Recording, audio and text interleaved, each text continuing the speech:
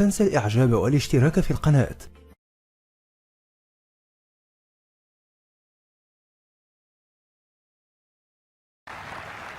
May we have the next question from the gent side in the rear?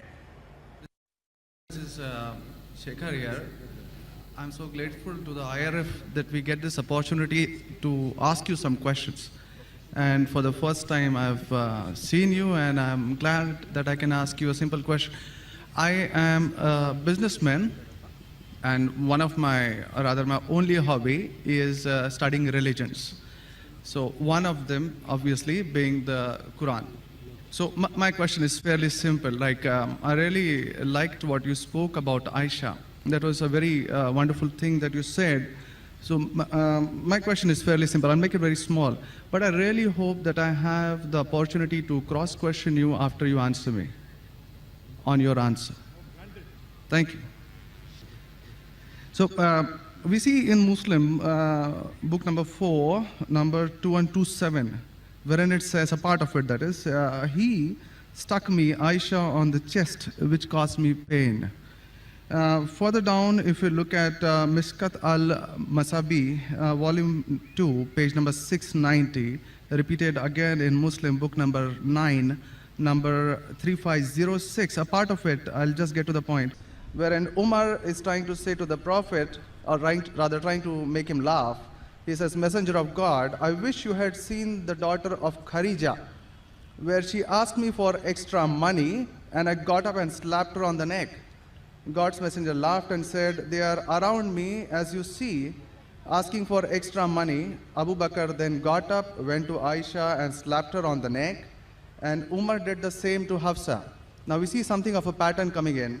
Then if we just jump to Quran chapter 4, verse 34, and those wives you fear may be rebellious, admonish, banish them to their couches and beat them.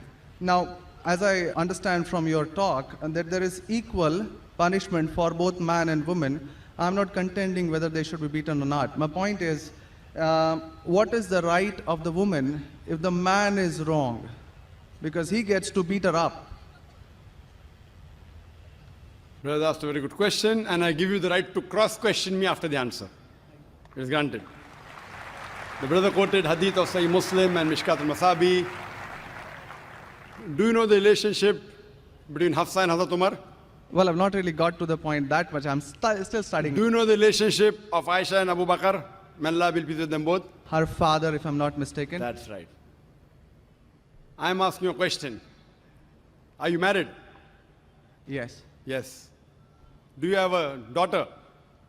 2 of them. 2 of them, fine. I get to go to heaven. Sorry? I get to go to heaven. No. If you bring them up correctly, I remember with that. love and compassion, then you'll go to heaven, otherwise not.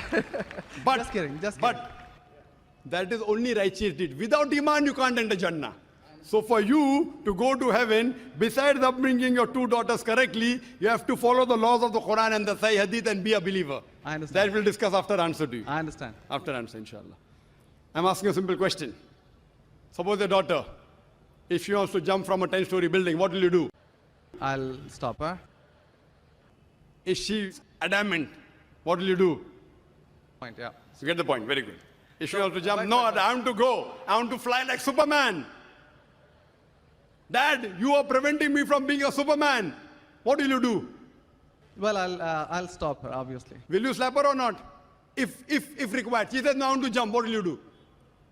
Well, I can ask it the other way around. What I'm if asking, my wife brother. sees... I'm asking. If she wants to jump from the 10-story, I will hit her. if required, not normally, you will say, "Arey beti, jaan do na, Superman mat bano." Nahi banne ka hai abba. Jump marne ka hai. Aap dekho kaisa udti hu main. I want to fly. One flap. A father is cruel to be kind. Yes. Now, our beloved Prophet Muhammad said, anyone who does not love Allah and His Messenger more than his own life, he is not a Muslim.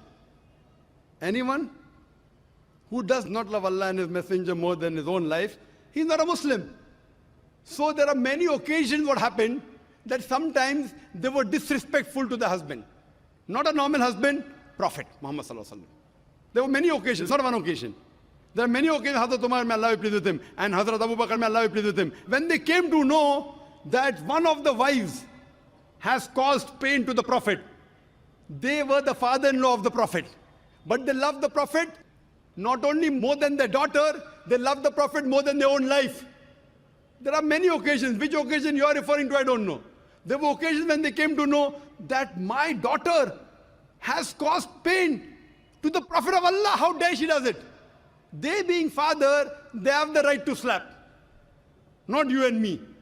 For us, they are the المؤمنين. They are the mothers of the believers. But yet, they were human beings. Even the wives of the Prophet. Though they were wives of the Prophet, they are the best examples, yet they were human beings and they did make mistakes. Like the ayah recited by the Qari, Surah Nisa chapter 4, 32. They want equal rights. There was in Surah Azab chapter 33, where the wives of the Prophet tell the Prophet, why don't you give us the luxury of this world? They objected, why are we undergoing such a life of poverty?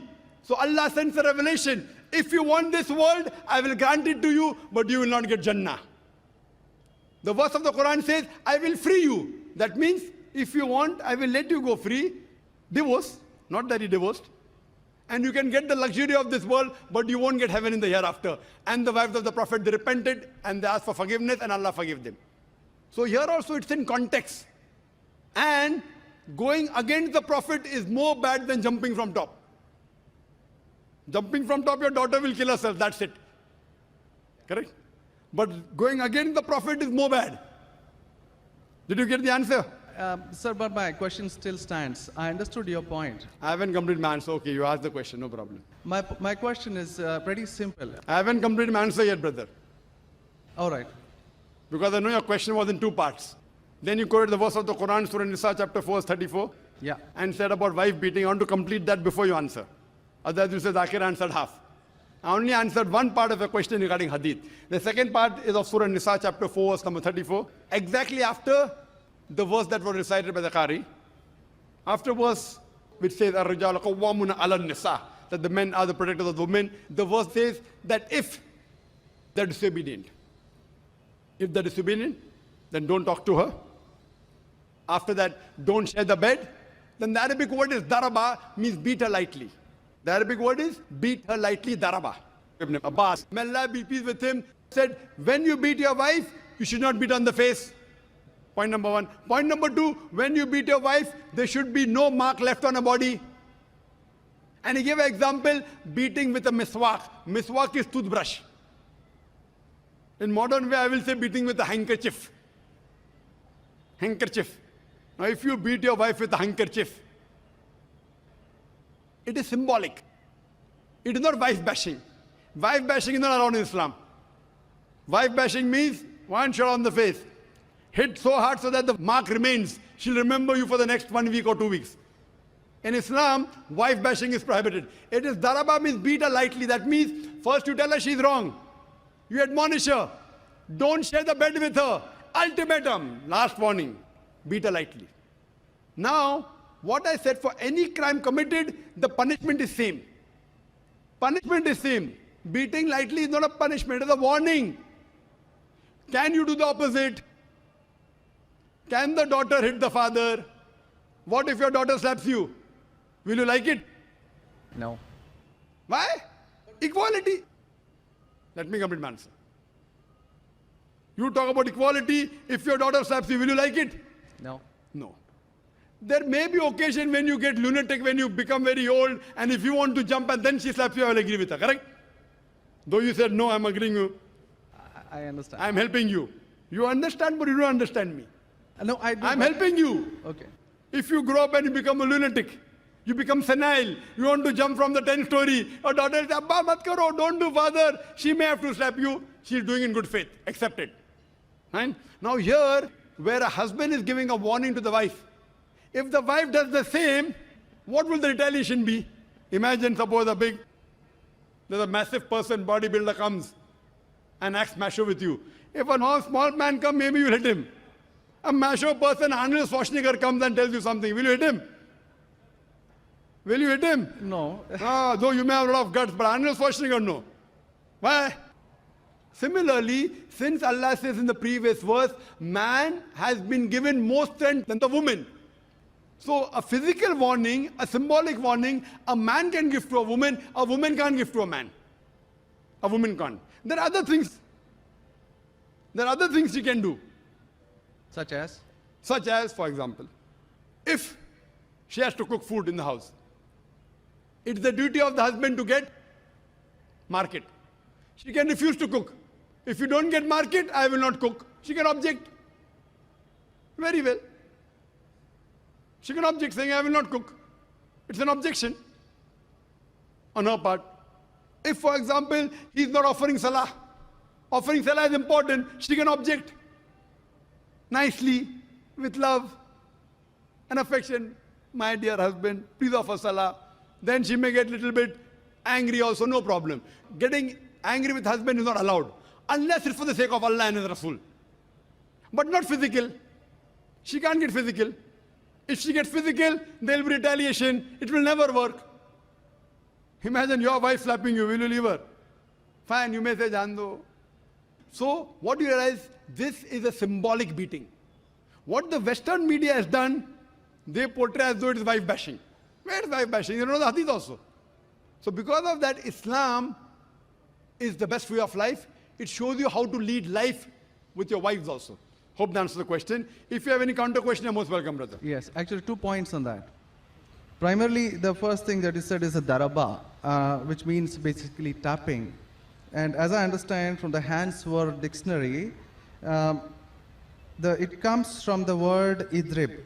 And now, if you look at it, the Arabic word is used in 2 ways. One, to strike up a poem, the word idrib, from which the word darwa is taken out. The first is to strike up a poem, and the second, which is used 12 times in the Quran, is the physical action of striking. Strike off? Strike up a poem, or Strike second, up a poem. Strike up a poem, metaphorically. Second part is the physical action of striking. It's used again in Surah 8:12, wherein it about an angel strike off their heads, strike off the very tips of their fingers. The same word is used. So how can the same word be interpreted there as lightly, but here as Very good question. The second part. Very good question.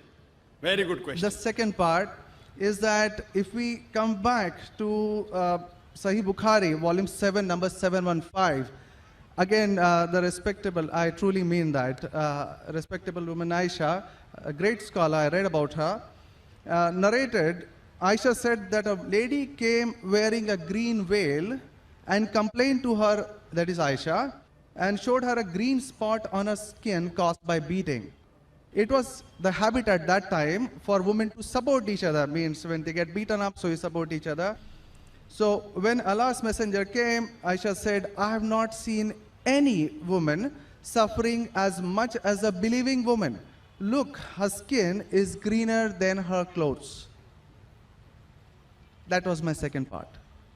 As for second part, I'll answer first, and first part, I'll answer second. No problem. She's complaining to the Prophet that somebody has done injustice to her. It doesn't end saying the Prophet agreed with it. If someone has done injustice, if we read ahead in some other hadith, the Prophet may have done justice to her. It doesn't say that someone beat her and the Prophet agreed with it. Correct? She is just reporting that maybe there is injustice done to a woman. That's it. The moment she's complaining means she's disagreeing with it. She didn't say, Prophet, I heard a very good thing I saw, that the woman was beaten up. The moment she's complaining means the wife, Hazrat Aisha, may Allah be pleased with her, disapproved of it. So the lesson we get from this is, no one should beat the woman such a way that she becomes green. But sir, see, the exact statement she makes is that I have not seen any woman, that's Aisha herself, it's not my interpretation, I have not seen any woman suffering as much as the believing woman. So we see at the time of Muhammad that women were really in very, very bad shape, even though... You know there are hadiths saying, I have not seen a person, a believing person like Hazrat Bilal suffering. What was he suffering from? His master tortured him and said, don't say there's one God and I will leave you. Hazrat Bilal, may Allah be pleased with him, on the death stone, he's agreed to die. He will say, I will not denounce Allah. I will keep on saying, La ilaha illallah Muhammad Rasulullah. There is no God but Allah and Prophet Muhammad is the messenger. He's taking the pain. That means if I say Hazrat Bilal is a believer who is being tortured, that does not mean that what act that being done on Hazrat Bilal, may Allah be pleased with him, is right. It is wrong. But he's a believer who's taking the pain. In this context, we have to see the context and go to the Shara. You have to see Fath al-Bari. And what was the woman? What was she? Who tortured her? Was it the master? Was she a slave woman? You have to go to the Shara. I am not a muhaddith. I'm telling you what the answer can be. You have to go to the Shara and find out. Why was she? Who hit her? Who beat her? Did the husband do? Was the husband a believer? There are 10,000 reasons. But Just sir, because- excuse me, in Mishkat al-Masabi, Brother Shekhar, volume 2. Brother Shekhar, Yes. what I would like you to do, there are so many people waiting at all the mics. Precisely, concisely, I would like you to put your question in a few words and then close. Because you got such a big sheaf of papers, there are many people I see waiting with small slips just or one something. question. So we cannot allow this whole thing to go on. This is not a debate session. It's a question and Brother. answer session. I want you to put your question in the next 4 sentences. Let Dr. ذاكر answer so that all the many ladies standing there here also get a chance. We have exactly 1 hour, 12 minutes left. We have very occupied sorry 20 about minutes already. Brother, initially you asked 2 questions and answered. You said, I want a counter. What counter you gave? In the counter, you're asking 1 more question. I don't mind answering your 100 questions, but in this rule, 1 question at a time, go behind the queue, no problem. You asked 2 questions, give the answer. You said, I want a counter question. With the counter question, you're asking 1 more question. So, I'm very kind, I don't mind. I would love. After finishing, you can come in the cabin. And inshallah, I will answer all your questions. I want to ask you, after I answer your question, what will you do? Will you believe in the religion Hazrat Aisha believed? Yes or no? I yet have to answer your counter question. Well, it's not just this one point. There are many, many more. I'll answer inshallah all. How many are there? 10, 20, 50, 100? How many? Well, we can sit on that. How many approximately? Well, there are many more. I have not How really many? counted them. 10, 20, 100, 1,000, 10,000? How many do you have now in your mind? Well, I do have. How many? 10, 20, 30? How many? Yeah, probably quite a few. Maybe, Quite a few is how much? 5 or 10? Approximately. I don't know, maybe 100 questions. 100 questions we have? Brother, after this session is over, we sit together. Okay? Write down all the 100 questions. Inshallah. Inshallah. I will try and answer everyone. Okay? I request you, we'll spend the full night together. I don't mind, because you are a seeker of truth. And I am also a seeker of truth, and my job is to try and clarify the truth. Not that I'm a scholar. I will try and answer all your 100 questions. But I doubt whether you will be able to write 100 questions. I doubt. Coming to your main counter question, brother. That will be basically counter question. Counter question of yours is that daraba has got 2 meanings. One is strike off the head. You ask me then, how do you come to know which is correct? Correct? Exactly. In the counter question, don't ask 1 more question. That means you're breaking the rule. Sir, I'm just refuting what you said. Not refuting. See, you asked a counter question. Counter question was of daraba has got meaning of striking. That is the counter question. In that counter question, you asked 1 more question. You can't ask 1 more question in a counter question. You can ask 1 counter question, but that was a fresh question that you asked. Now coming to your question of daraba. You said striking, I agree with you. How do you come to know one time it is lightly beating, one time it is striking of the head? You know the verse in the Quran is there, in Surah Maryam, chapter 19, verse number 47. Mary, may Allah be pleased with her, she says, when Archangel Gabriel says that you shall have a son. So she says, how shall I have a son when no man has touched me? How shall I have a son when no man has touched me? Now if you go to the Lugha, your hands wear dictionary, all lanes, I believe you read my dictionaries, all this you can get on the internet. It's not difficult. You go on the internet and type, you'll get 100 questions against Islam. Not 100, you get 1,000. Very easy. Not that a person has done research. If you had done research, you'd have come to know who was whose father and who was whose husband and mother, everything. But you go on the internet, you get this very easy. Now, the Arabic word masa has got 2 meanings. Physical touch, it means sexual touch. So when Mary, may Allah be pleased with her, she says, how shall I have a son when no man has touched me? It is understood, it is not physical touch, it is sexual touch. Correct? Yes. Similarly, There are several verses in the Quran.